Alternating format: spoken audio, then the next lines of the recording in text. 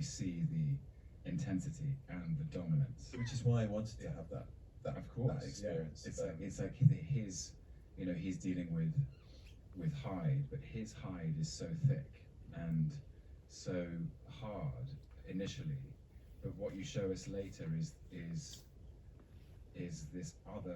these other internal qualities of the same man, which is why it's so extraordinary that you know, going to Dude Camp, it seems to me that the whole film and your performance in it is a meditation on the nature of masculinity and its multiplicity and its complexity, alongside Cody and Jesse Plemons as well. But actually, how much do you feel that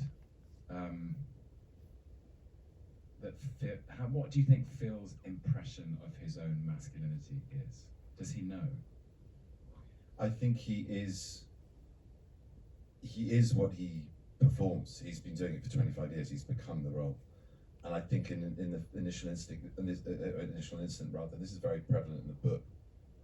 There's an awful lot to squeeze into that dinner scene with the mother. There's a huge amount of expectation in the parenting of this child that he would just flip between being this authentic ranch man who dresses as folk, talks like folk, but is one of the richest and most powerful two men in the state, him and George.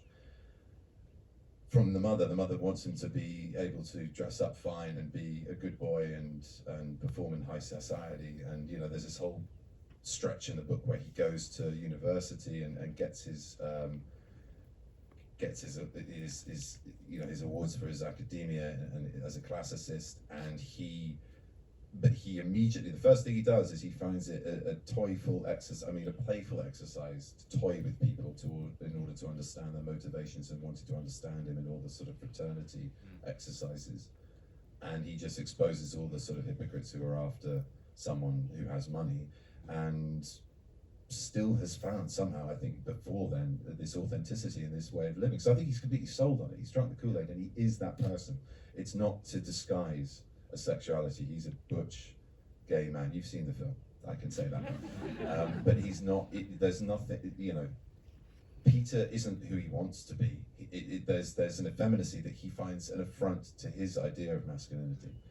And for me, I don't think he's fully explored his sexuality in the sense that it is utter arrested development. I think Jane had other opinions, but I do not believe that he had any other experience, which by the way in the book is very, very hinted at. It's very on the edge as to whether it actually became sexual, it's physical, but whether it was a sexual act, I don't know.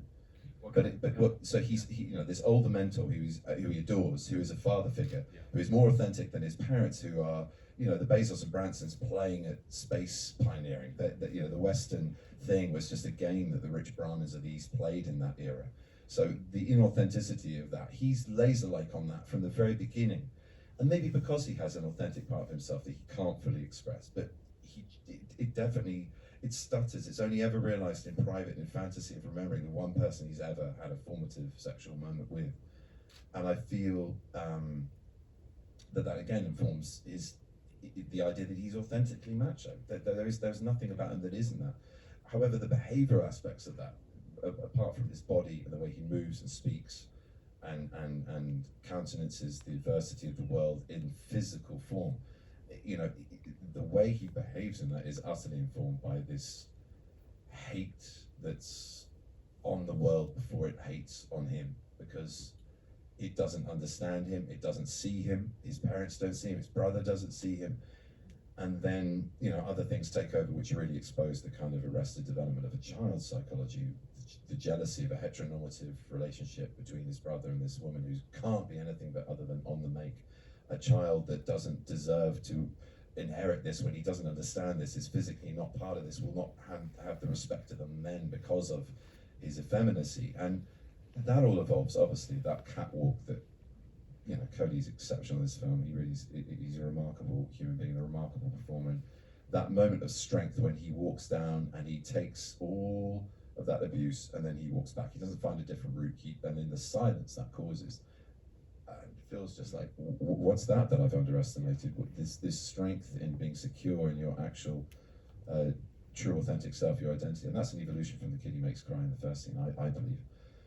That guy's growing all the time. And he's never had that chance to grow. He's never risked that.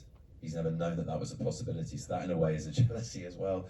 And I feel, you know, all of that fuels the way he is and why he is the way he is. I suppose that